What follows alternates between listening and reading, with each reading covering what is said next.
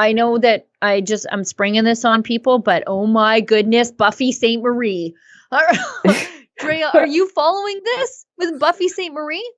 It's so funny you asked that. It was a family friend's birthday, and I literally just heard about it. I had not. So it's on my list to look into, but we were talking about it. But I'll this give you is the Coles nuts. Notes version. Yes.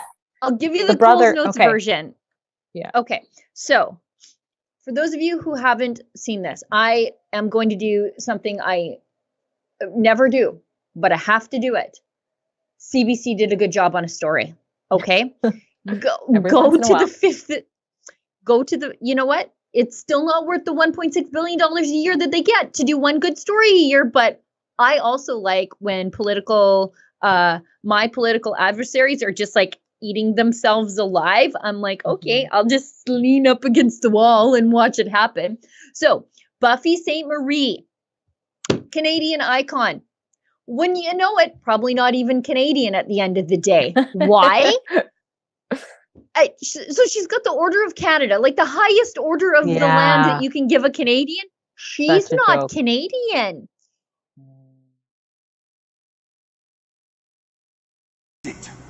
So this is where we enter the twilight zone. But it's a twilight zone, again, everything is a point of observation.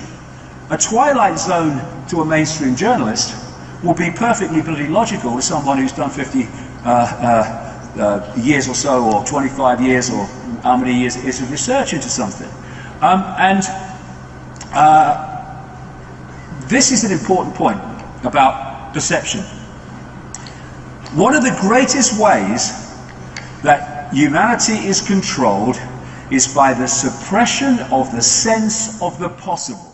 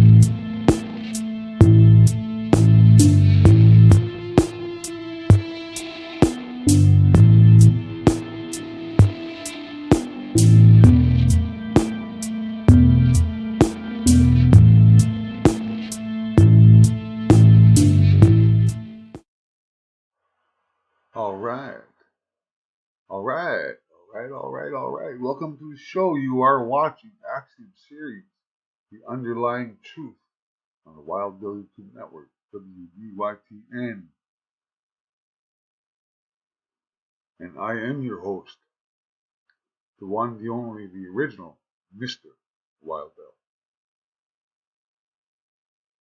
And before we get going, I'd like to remind everybody what is meant by Axiom series. All it means in terms of this video series, Axiom series, refers to the underlying truth that no matter what you read, what you see on TV, what you see on the internet, what people tell you about any topic, there is always another side to that story. Maybe many other sides of that story. And that is why you should never limit yourself by believing the first thing you were told.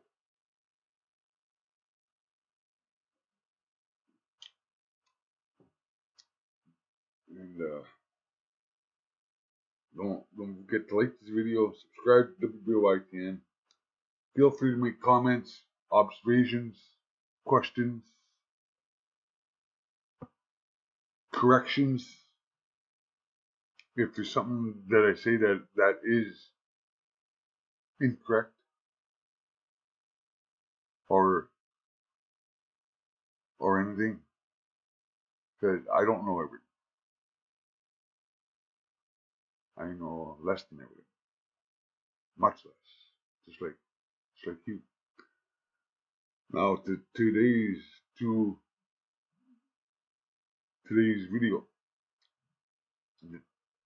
today's story. I don't know if anyone has seen it. I just saw this the other day, and I saw reports about today, one from Rebel News and one from the State, and today's show is about the folk singer and entertainer Buffy Sainte, and it's kind of a unbelievable story, actually, but there is evidence indicating that she, throughout her adult life, she's been lying about her ancestry, in particular being Aboriginal and being Canadian. She has come to be known as a Canadian icon in folk scene. One of her most favorite famous songs she's ever written was "Love Lift Us Up, Where We Belong," and she had a long storied career.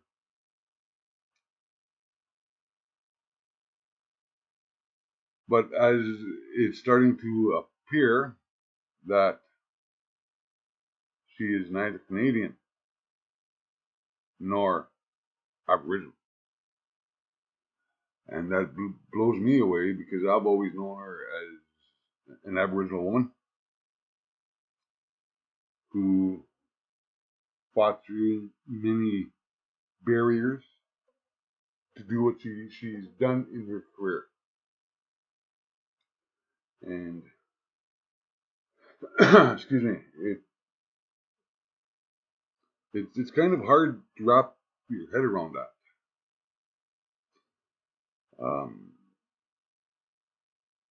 And the truth about her ancestry has been coming out directly from her own family in the United States.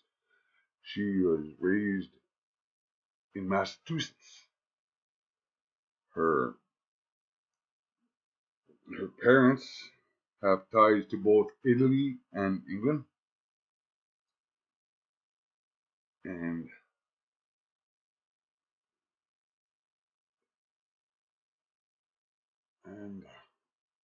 her apparently her birth certificate shows that she is from Massachusetts, and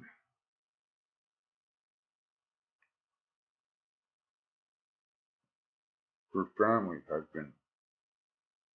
has been telling the truth, spilling the beans of these lies that Buffy St. Marie's been telling, and that really bothers me because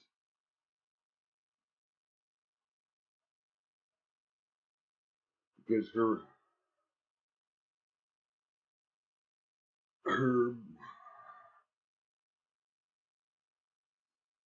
I don't even know where to go with this because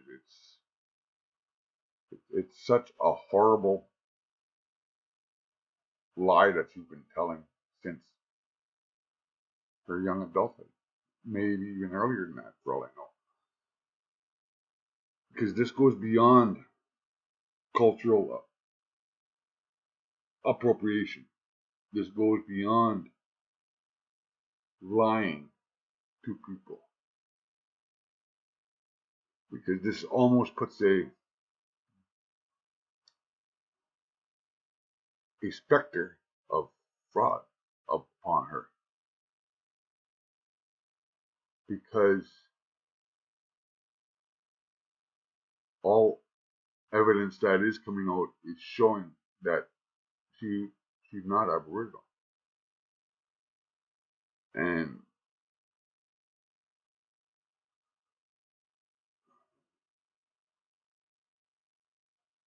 for anyone to say that you're Aboriginal and were victims of the 60s scoop,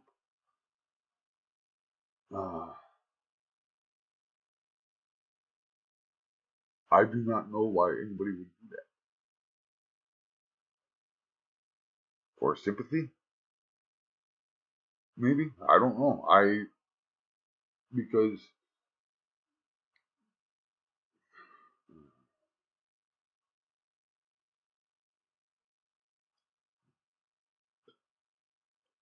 this type of fraud, it puts a shadow over her entire adult life, her career. Even though she has written beautiful music, because I've listened to some of her music and it is, but it's the context that she wrapped her career around of being something that she's not, and that is a fraud. It's not a crime exactly, but it is a fraud because it appears that she's been misrepresenting herself, her upbringing, who she is.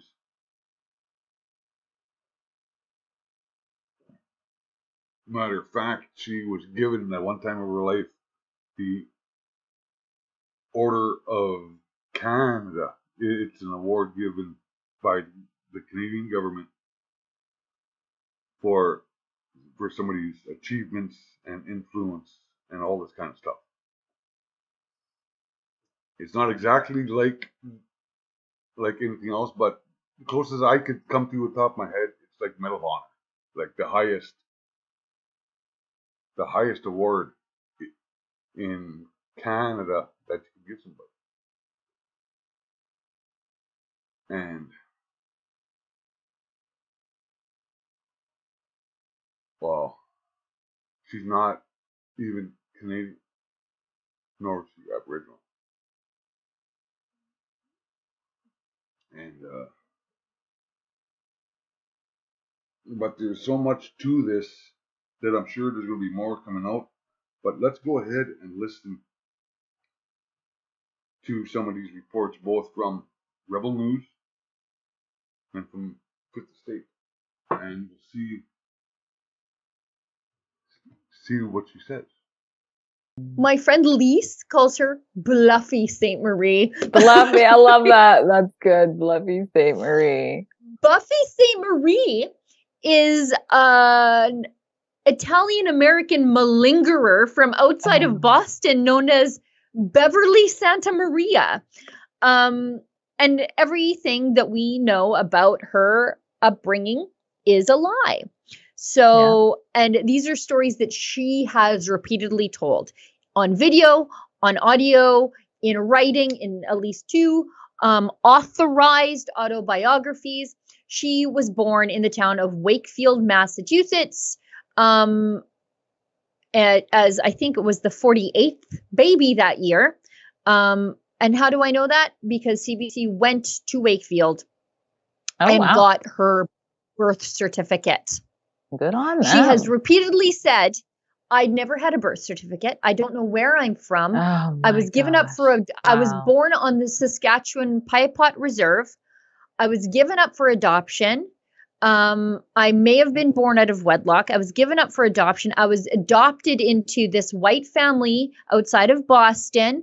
And my adoptive mother was Micmac. She's not. They actually The adopted changed- mother's they're- not? No, Oh she's my not gosh. adopted at all. Oh my gosh, what's going on? And didn't the brother out her or She- something? He tried. This speaks to, and this is my personal opinion here, how evil Buffy Sainte Marie is. Sorry, Beverly Santa Maria. They changed their name they're so Italian that they changed their name from Santa Maria because it was a little too ethnic to Sainte Marie. Okay, so she's identified as white on her birth certificate. By the way, she tried to say that there was no record of her birth on the Piapot Reserve because either there was a fire, she said, or there were just no records. No, if you were born on reserve, and she actually said, I was born in the Craven Hospital. The Saskatchewan government, by the way, real heroes in this story, because the Saskatchewan government's like, yeah, there was no hospital in Craven there. There was no, during those years, there was no incidents of destruction of any sort of records happening during that period. Fire, flood, nothing. We have all those records. We have all the adoption records. She does not appear. They just like completely debunked all of this. But her brother was an Air Force veteran, just an upstanding good guy, a commercial airline pilot after that. Nothing but good to his children, from what I understand. Just an upstanding individual, and he didn't like his sister lying. So he wrote letters to like PBS, and he tried to set the record straight. I even think Beverly's dad tried to set the record straight. And what happened was Buffy Sainte Marie, Beverly Santa Maria wrote and threatened her brother. Threatened her brother and said, in a handwritten note, which matches her handwriting, and in a legal letter saying, we'll sue you for defamation. And this was like a high price LA lawyer. Right. Because she was like at the height of her stardom then. Yeah. And basically said, her handwritten letter, which the niece now showed CBC, said, if you go public, I will tell everybody that you're a pedophile. Oh gosh, and can you imagine? Yeah. And so, you know what, when I see the lengths that Buffy Sainte Marie went to silence her family, I hope her family's watching. For me, this speaks to the value of these people, that they were so good that Buffy knew they could not be bought by her wealth. She had to do something more evil to them than that. She probably wouldn't share it. Yeah. Well, she knew that these were the kind of people who could not be bought off with a house or a vacation or a car or a money or a trust fund. She had to do something else more evil to destroy them. And that's what she did. And her brother went to look at her makeup. Oh Beverly Santa Maria. How much money has she made off of this lie? Music. Look at it all. Oh my gosh. Okay. And then she says, I'm glad the truth came out while she's alive, though. Me too. Right? And then she says, I don't know where I'm from. I don't know where. Well, I saw your birth certificate, Bev. Sorry. we know where you're from, though. Yeah. But then she says, it doesn't matter because I just know I'm Cree. And I was adopted into the Piapot First Nation by this family when I was in my 20s. Okay, but would that family have adopted you if you actually told them you were just some basic white lady from outside of Boston? Probably not. They thought that they were adopting somebody taken from them in the 60s scoop. This is another atrocity. She said she was a 60s scoop survivor. She's on a stamp. She has the Order of Canada. Oh my Lord, get this. She helped develop Cree language programs that are used in school. She doesn't even speak Cree. I think the only Cree I've ever heard the woman speak. Look at her and just the mockery. Like all of this is a costume. Bad. She's still denying it. You know what I want to see? She's still Nowadays, you denying can it. You know what? identify. Yeah, Who you know knows? what? I want a piece of her hair still attached to a feather for all I care. And let's do a swab with Heidi Santa Maria, the hero of Mhm. this story, who's finally Mhm. sticking up for her dad. Yep. That she met the We'll see queen. what's going Like, this on. is just like Look crazy. at this. You know what? Beverly Santa That Maria, guy in the middle you wanna- knows. Look, the guy in the middle, he knows what's up. he knows. I don't- He's like, who's this lady in this costume? She's like in her village person costume, got her all the way onto a stamp in Canada, hosting CBC Oh my specials God. because she's Canadian. She's not. She's born in the United States. And she's on a stamp. Like, it's so outrageous. But Buffy, you want to put this to bed? You want to prove me wrong? Swab, mouth swab, you and Heidi. And we'll see. We'll see. Heidi looks like you, Buffy. She just has better foundation neck match than you do. Wow. Well. That's quite the story that's unfolding here with Beverly Santa Maria. And it opens up so many things to comment on.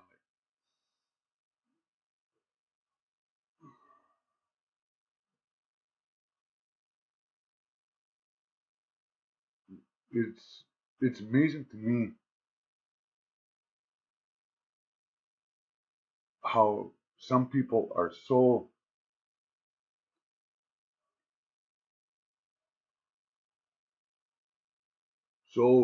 troubled inside. It's the only way I can say that they deny who they are and where they come from. You know,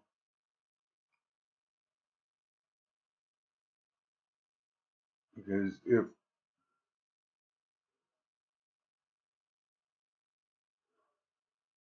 I don't want to be too insulting here, like it, but there are guideposts. I don't know if they'd be called virtues or whatever they're called. They're known to me as the seven teachings, and they are inside of us, and they flow outward.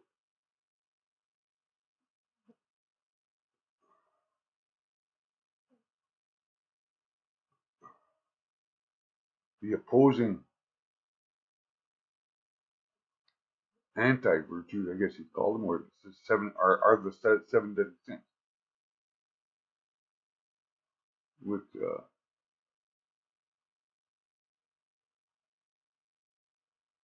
which flow externally onto people,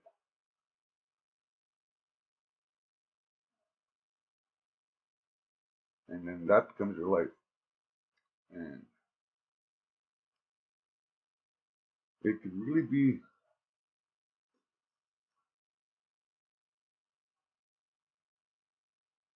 If you don't attempt to find out what those seven teachings mean to you, and if they don't impact your life on who you are,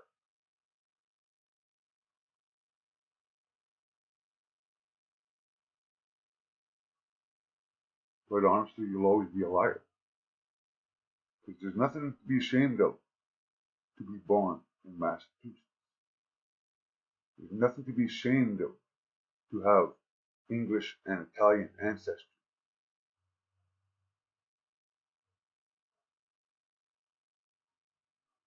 But there is something to be ashamed of about lying and misleading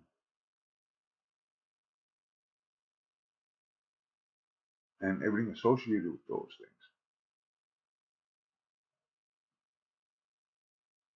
Think about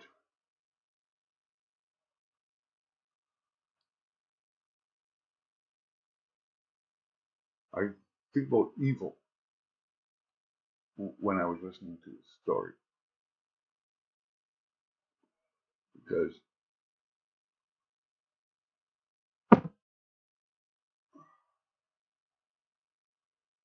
for her to threaten her brother with allegations of sexual assault, just to shut him up. Like, it'd be one thing to sue him for defamation if what she was saying was true, but to push that even further, to threaten to destroy her brother's life with an allegation of sexual assault, that's evil. That is pure evil. And well, Mishomas, creator, is going to deal with that. And well, and then listening to the story, I thought about cancel culture, what that is, what that means, and my own opinion. I'd say right here, she should be canceled. She should undergo that. And I see there's attempts of an Aboriginal group trying to have her stripped of her Juno Award in 2018. She should be stripped of her Order of Canada and any other awards that she achieved, because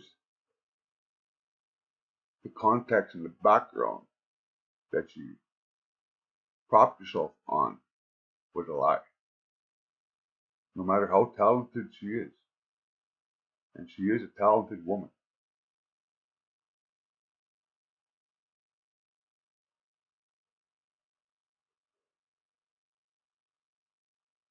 like this just blew my mind finding out about this.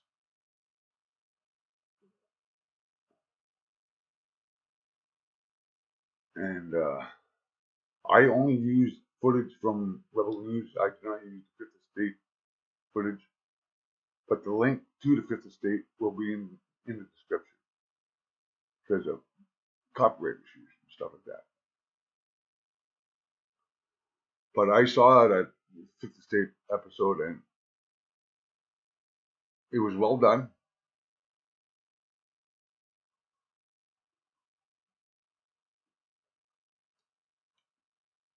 And, like, really, what can people say about something like this? Like, really, because if you are ashamed of who you are and what your upbringing was, that's nobody else's fault.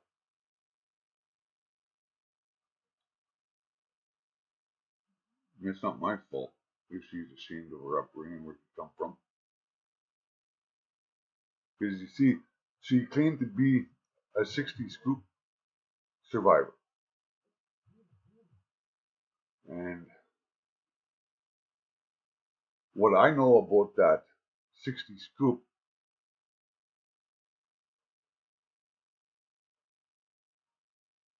is that it was just another genocidal tactic by Canada to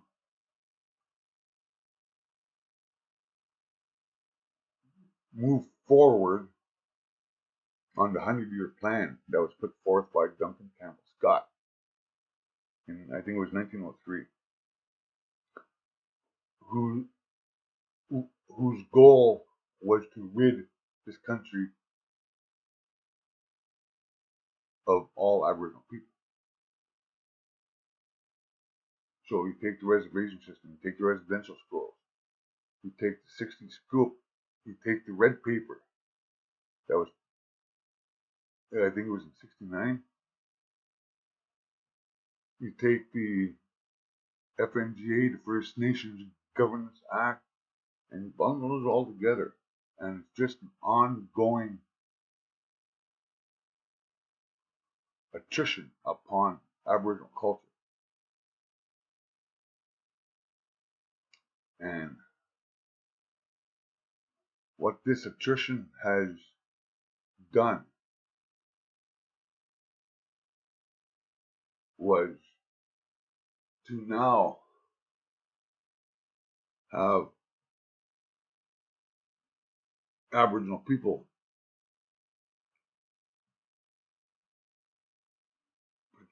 participate in their own genocide by accepting false identities like Native American, and walk away from treaties and everything like that. But to claim that you're a '60s scoop survivor is a lie, is evil.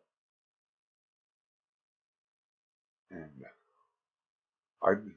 because you see, from the residential schools to the '60s group to all this stuff,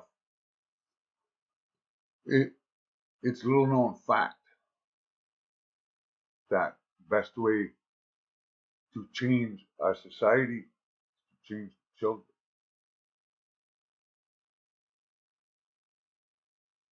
by separating them from their families and put them into a foreign household.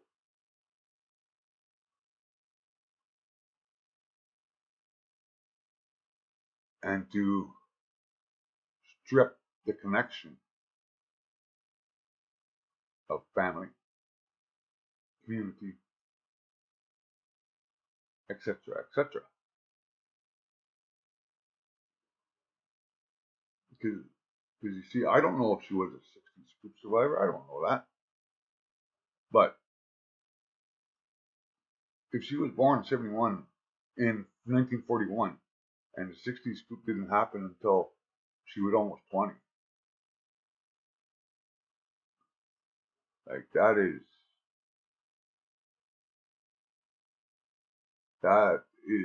outrageous, and it should be outrageous to every Aboriginal person that has suffered such things.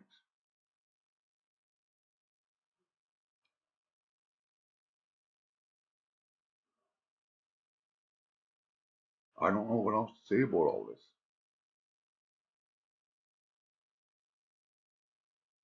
But let's see how society deals with this. Let's see how government deals with this. See how Aboriginal society deals with this.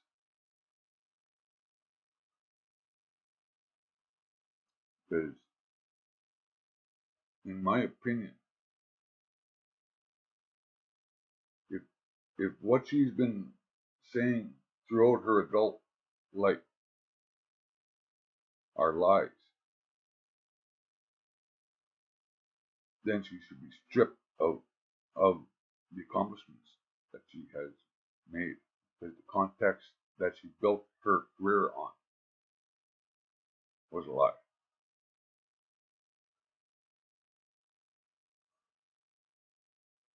Because if you can't face who you are, if you're so ashamed of yourself, of being who you are,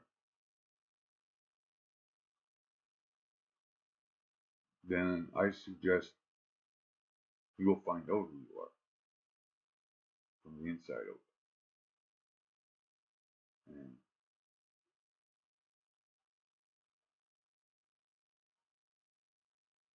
understand that you made a mistake. And it's up to you to rectify it.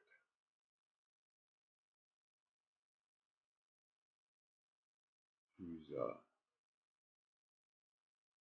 I'm not taking anything away from her talent or anything, because she is a talented musician.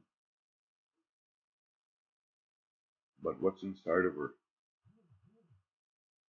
has been put under the microscope, and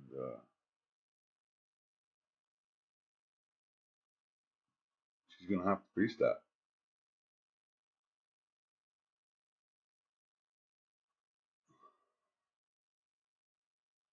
So with that, I will leave it there. I'd like to thank you for watching. Don't forget to like this video, subscribe to WBYTN, hit that notification bell. Feel free to make comments, observations, ask questions in the comment section. And most importantly, share this content with friends and family. This is Axiom series, The Underlying Truth, questioning what I think I know. Wishing you the best. Be safe. Be good. And with that, I'll see you again next time. Bye, my people. So, controlling the sense of the possible. Because if you're doing things out here, and you've got the sense of the possible here, then when people like me say, this is what's going on, that goes, you're bloody mad, that's not possible, that can't be going on. And the biggest problem is that, and it's not every one of them, by the way. I was talking to one the other day who was very kind of intelligent, involved in all this, but this, in general, is my experience after 25 years of the perception of the possible of a mainstream bloody journalist. And that's why people who speak the greater truth, and have done throughout the period of the media, have invariably been ridiculed and dismissed, because that cannot perceive that the possibility that it can be true.